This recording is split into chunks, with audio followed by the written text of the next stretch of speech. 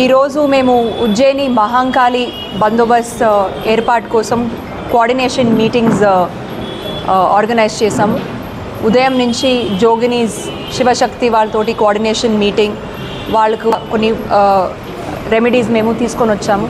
కొన్ని టైమింగ్స్ గురించి అడిగారు.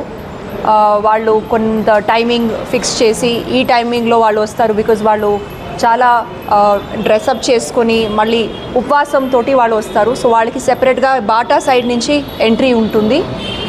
వాళ్ళు కోరుతున్నది 1 to 3 టైమింగ్ వాళ్ళకి అనుకూలంగా ఉంటుంది అని చెప్తున్నారు. సో ఆ టైమింగ్ మేము ఏర్పాటు చేస్తున్నాము.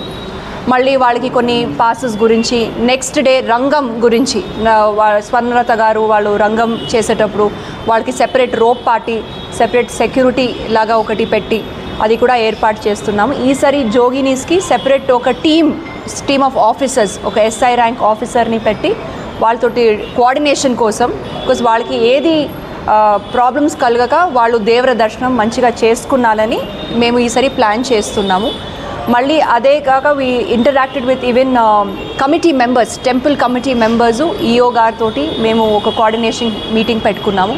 ఈ కోఆర్డినేషన్ మీటింగ్లో ఇప్పుడు EO గారికి, తర్వాత ఈ ఉండీలు తర్వాత బయటకి వచ్చిన తర్వాత ప్రసాదం కౌంటర్స్ ఎక్కడ పెట్టాలి అవన్నీ కూడా డిస్కషన్ చేసాము. మన సైడ్ నుంచి, పోలీస్ సైడ్ నుంచి ముఖ్యంగా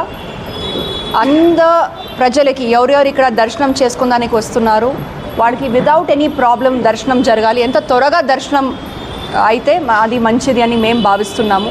ప్లస్ ఆడవాళ్ళు బోనాలు తీసుకొని వచ్చే ఆడవాళ్ళకి కూడా ఏమీ ఇబ్బంది కలగక వాళ్ళు దేవర దర్శనం మంచిగా చేసుకొని, అమ్మవారి దర్శనం మంచిగా చేసుకుని క్విక్ టైంలో, అంటే చాలా తక్కువ టైంలో దర్శనం చేసుకున్నాలని మేము ఈసారి ప్లాన్ చేస్తున్నాము.